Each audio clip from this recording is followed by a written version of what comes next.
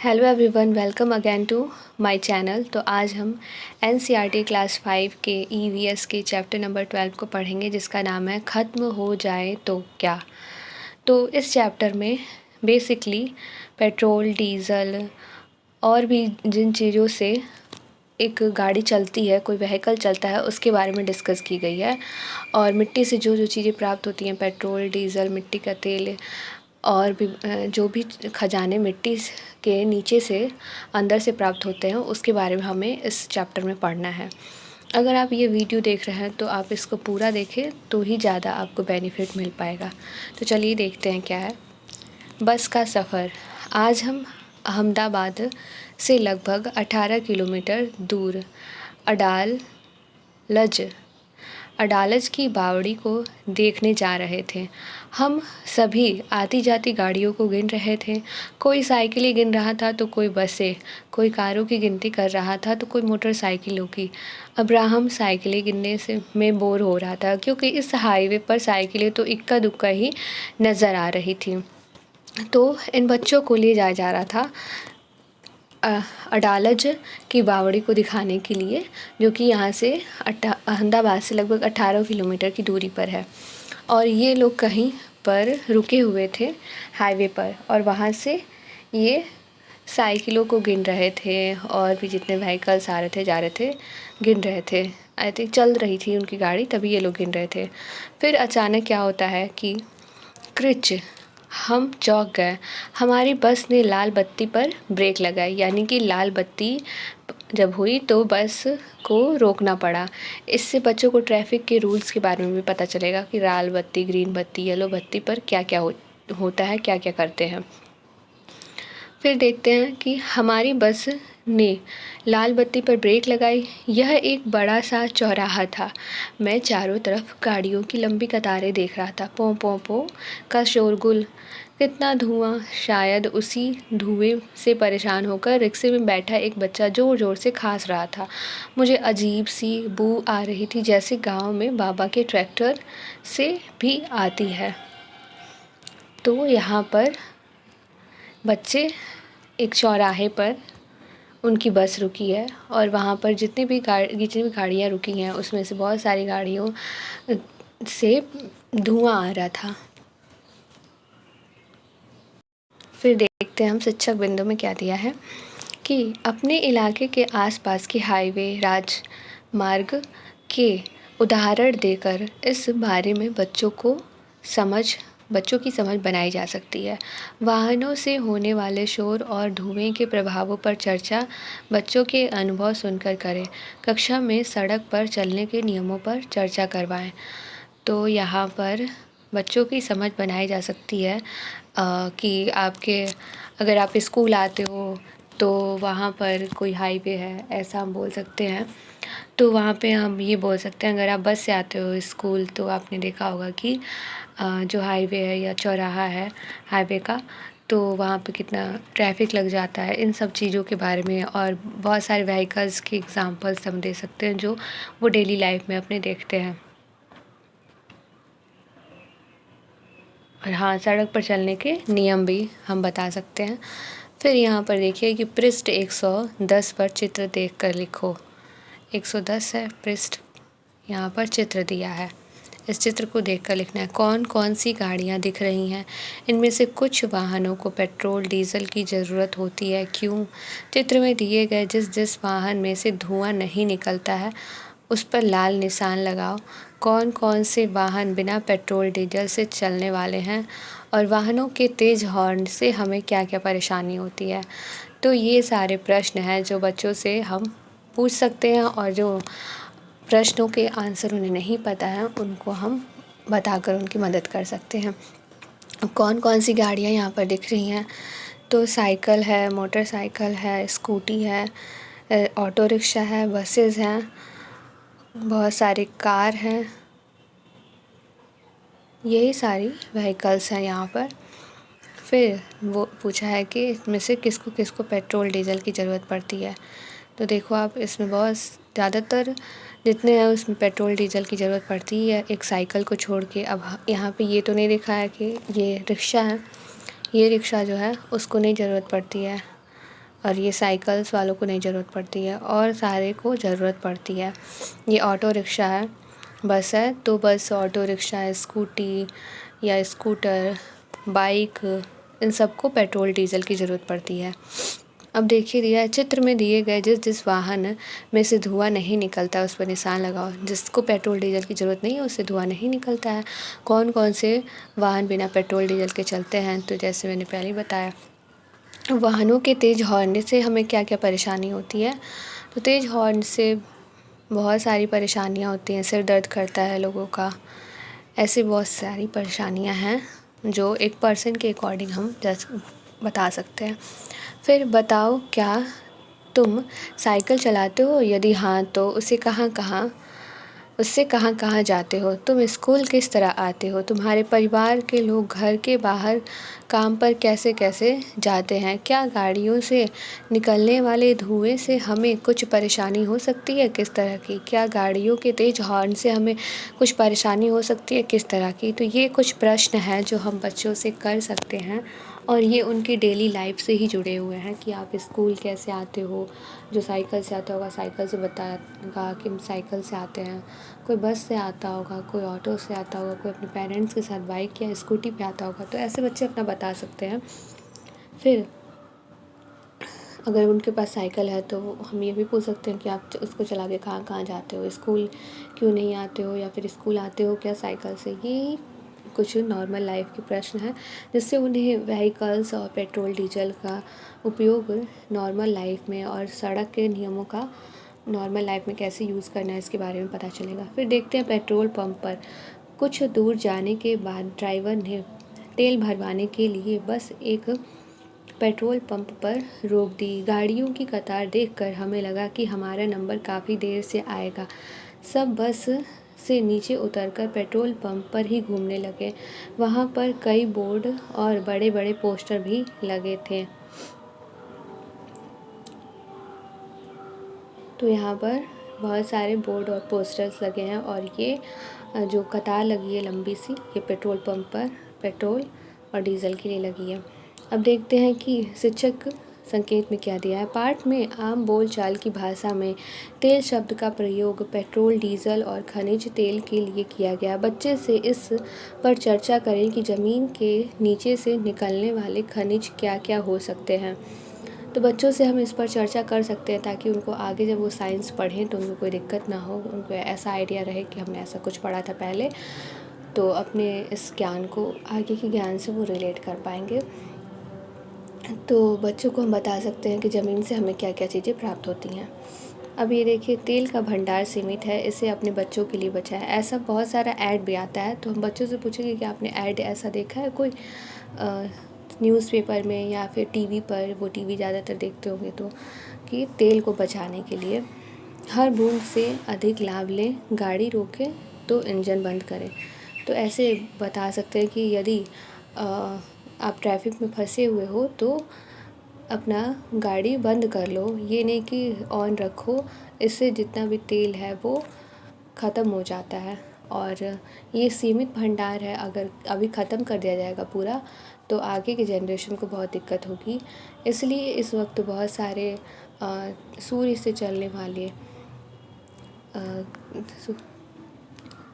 Vehicles आ रहे हैं, सूर्य से चलने वाले, और बहुत सारे ऐसे हैं जो बैटरी से चलने वाले हैं, और गैस सीएनजी से भी चलने वाले बहुत सारे ऐसे व्हीकल्स आ गए हैं। फिर देखते हैं कि पोस्टर पर लिखे नारे हम समझ नहीं पाए कि तेल का भंडार सीमित क्यों है। हमने सोचा चलो पेट्रोल डालने वाले भैया से पूछते हैं। अब यहाँ पर देखो, पेट्रोल और डीज़ल का यहाँ पर रेट भी दिया है कि 98.59 रुपये प्रति लीटर, और कब का दिनांक है ये 2/8/21, यानी ये 2021 का ये रेट है। फिर देखिए, अब्राहम पूछता है भैया यह तेल कहाँ से मिलता है? पेट्रोल डालने वाले भैया, ज़मीन के बहुत नीचे से। मंजू, ज़मीन के नीचे, वहाँ कैसे बनता है? भैया, यह ज़मीन के नीचे बहुत धीरे धीरे अपने आप ही बनता रहता है, कोई मशीन या आदमी नहीं बनाते इसे। अब्राहम, तब तो हम खरीदने की बजाय खुद निकाल लें, बोरिंग या पंप लगा पानी की तरह। भैया, यह हर जगह नहीं होता। देश में कुछ ही जगह तेल निकलता है। निकालने, साफ करने के लिए बड़ी बड़ी मशीनों का इस्तेमाल होता है। तो ये था कुछ चर्चा उनके बीच में। अब देखो, पता करो भारत में तेल के भंडार किस किस राज्य में हैं। ज़मीन के बहुत अंदर से तेल के अलावा और क्या क्या मिलता है। सड़क पर चलने के नियम पता करो और उन पर कक्षा में चर्चा करो। पेट्रोल डीजल का इस्तेमाल हमें सोच समझ कर करना चाहिए। सोचो क्यों। तो तेल के भंडार इंडिया में कहाँ कहाँ पर हैं, इस पर चर्चा करवाई जा सकती है। किस किस राज्य में हैं और ज़मीन के बहुत नीचे से तेल के अलावा और क्या क्या मिलता है, यानी कौन कौन से खनिज मिलते हैं। तो इन सारी चीज़ों पे चर्चा हम करवा सकते हैं। फिर है आगे की बातचीत इनकी। दिव्या, पेट्रोल खत्म होने वाला है क्या? पोस्टर पर लिखा था कि भंडार सीमित है। भैया, हम जितनी तेज़ी से तेल निकाल रहे हैं उतनी तेज़ी से बन नहीं रहा है। वैसे भी इसके बनने में लाखों लाखों साल लग जाते हैं। अब्राहम, अगर तेल खत्म हो गया तो गाड़ियाँ चलेंगी कैसे? मंजू, सीएनजी से। मैंने टीवी पर देखा, इससे धुआं भी कम होता है। भैया हंसते हुए, अरे वह भी तो ज़मीन से ही मिलती है और सीमित भी है। दिव्या, बिजली से भी तो गाड़ियाँ चलती हैं, मैंने बैटरी से चलने वाली साइकिल देखी है।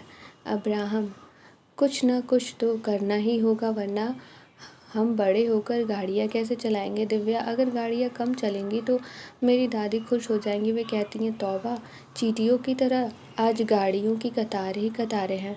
आगे चलकर तुम्हारा क्या होगा। मंजू, हाँ देखो ना, ज़्यादातर गाड़ियों में एक दो ही लोग बैठे हैं। सब बस में क्यों नहीं जाते। अब्राहम, हाँ पेट्रोल तो बचेगा। एक बस में तो कितने ही लोग जाते हैं। मंजू, मैं बड़ी होकर कोशिश करूँगी कि हम सूरज की किरणों से गाड़ियाँ चला सकें, फिर ख़त्म होने का कोई चक्कर ही नहीं, जितना मर्जी इस्तेमाल करो। अब शिक्षकों के लिए संकेत दिया है कि सूरज की किरणों का इस्तेमाल और किस किस काम में होता है, इस पर बच्चों से चर्चा करें। ऊर्जा की अवधारणा इस उम्र के लिए अमूर्त है, पर बच्चे इसे ताकत, शक्ति आदि कहकर इसके बारे में सोचना शुरू करें। सीमित भंडार किसका और क्यों है, इस पर सोचें। कक्षा में चर्चा करवाएं। तो बच्चों से हम इस चीज़ पर चर्चा कर सकते हैं कि जो सूरज से हमें किरणें प्राप्त होती हैं उसका भी हम लाभ उठा सकते हैं बहुत सारे कामों के लिए। और सोलर पैनल्स लगे होते हैं आज के समय में, बिजली उससे बनाई जाती है। और वैसे ही सोलर कुकर होते हैं जिसमें खाना बनाया जाता है, इससे सीएनजी बच सकता है। एंड सोलर पैनल्स लगा करके बहुत सारी गाड़ियाँ भी चलाई जा सकती हैं। तो इस पर हम चर्चा कर सकते हैं। और ये हम कर सकते हैं कि बच्चों को ऊर्जा की अवधारणा, मतलब कि ऊर्जा क्या होता है, इसको वो नहीं समझ पाएंगे, तो हम इस चीज़ से रिलेट कर सकते हैं कि ताकत, शक्ति आदि कह के, जैसे कि हमारे शरीर में अगर ऊर्जा नहीं है, एनर्जी नहीं है, तो हम कोई काम नहीं कर पाएंगे, कुछ उठा नहीं पाएंगे। वैसे ही किसी भी व्हीकल को भी ऊर्जा की ज़रूरत होती है, उसे कहाँ से मिलता है, तो ऐसे पेट्रोल, डीजल या फिर बिजली से, या ऐसे सूर्य की किरणों से बिजली उत्पन्न करके। तो सूर्य भी तो हमें एक तरह से ऊर्जा ही तो देता है। अगर सूर्य ना हो तो भोजन भी नहीं होगा। तो ये सारी चीज़ें ऊर्जा को हम शक्ति, ताकत से रिलेट कर करके बता सकते हैं। और सीमित भंडार के बारे में हम इस पर चर्चा करवा सकते हैं कि ऐसा क्यों है। फिर देखते हैं ज़मीन से खजाना। यह पता लगाना आसान नहीं है कि ज़मीन के अंदर गहराई में तेल कहाँ मौजूद है। वैज्ञानिक खास तरीकों और मशीनों से यह समझते हैं और अंदाज़ा लगाते हैं, फिर गहराई तक पाइप और मशीनें डालकर तेल ऊपर खींचा जाता है। निकाला गया तेल गहरे रंग का, गाढ़ा, बदबूदार होता है। इसमें घुली मिली और छुपी होती है बहुत सारी चीज़ें। इन चीज़ों को अलग अलग और साफ़ करने के लिए तेल की रिफाइनरी में भेजा जाता है। क्या तुमने कभी रिफाइनरी के बारे में सुना है? इसी तेल से हमें मिलता है kerosene, diesel, petrol, engine oil और हवाई जहाज़ के लिए ईंधन। जानते हो एलपीजी खाना पकाने की गैस, मोम, कोलतार और ग्रीस भी इसी से मिलते हैं। प्लास्टिक और पेंट को बनाने के लिए भी तेल का इस्तेमाल होता है। तो ये था कुछ ज़मीन में जो भी तेल है या जो खजाना है वो हम कैसे निकालते हैं उसके बारे में। वैज्ञानिक तरीक़ों से मशीनों को समझते हैं और अंदाज़ा लगाते हैं। वैज्ञानिक जो है को ख़ास तरीके से समझते हैं कि यहाँ पर पाया जाता होगा और फिर खूब गहराई तक पाइप और मशीनें डाल कर के तेल ऊपर खींचा जाता है। फिर जब तेल आ जाता है तो उसको साफ़ भी किया जाता है और अलग अलग हिस्से में उसे बांटा जाता है, जैसे कि केरोसिन वाला कौन सा पार्ट है, डीजल, फिर पेट्रोल, इंजन ऑयल, हवाई जहाज़ के लिए ईंधन, ये सारे अलग अलग पार्ट में बँटते हैं। फिर देखते हैं क्या दिया है। मैं तेल की बचत के बारे में सोचने लगा। मुझे ध्यान आया कि बाबा तो ट्रैक्टर का इंजन चलता छोड़कर दूसरे काम करने में लग जाते हैं। कभी कभी खेत में पंप भी चलता ही रह जाता है। कितना तेल खर्च हो जाता होगा। घर जाकर बाबा से ज़रूर बात करूँगा। तो जब हम ये चर्चा बच्चों से कक्षा में करवाएंगे तो वो अपने घर पर भी जा कर के ये चर्चा करेंगे और अभी से उनके अंदर बचत करने की ये भावना विकसित होगी। फिर यहाँ पर कुछ प्रश्न दिए गए हैं। लिखो, गाड़ी चलाने के लिए किस किस चीज़ का इस्तेमाल हो सकता है। तो ये कुछ प्रश्न हैं। ऐसे जो प्रश्न हैं इसमें एनसीईआरटी में दिए हुए हैं, इसका जो आंसर है वो उसके लिए मैं अलग वीडियो बना दूँगी। एक ही वीडियो में हम सब कुछ कवर नहीं कर सकते हैं। यदि कवर करने लग जाएँ तो बहुत लंबी वीडियो हो जाएगी। तो ये सारी चीज़ें जो है वो बस चर्चा करवाने के लिए हैं। तो ये सीटेट के लिए कुछ इम्पॉर्टेंट नहीं है ये प्रश्न। बस हाँ, ये देख सकते हैं आप कि किस तरह के प्रश्न हम बच्चों से कर सकते हैं किसी भी पॉइंट पे। इसलिए आप इसको एक नज़र पढ़ सकते हैं कि अगर इसी तरह सड़कों पर वाहनों की संख्या बढ़ती रही तो क्या क्या समस्याएँ हो सकती हैं। जैसे सड़क पर ट्रैफिक बढ़ जाएगा।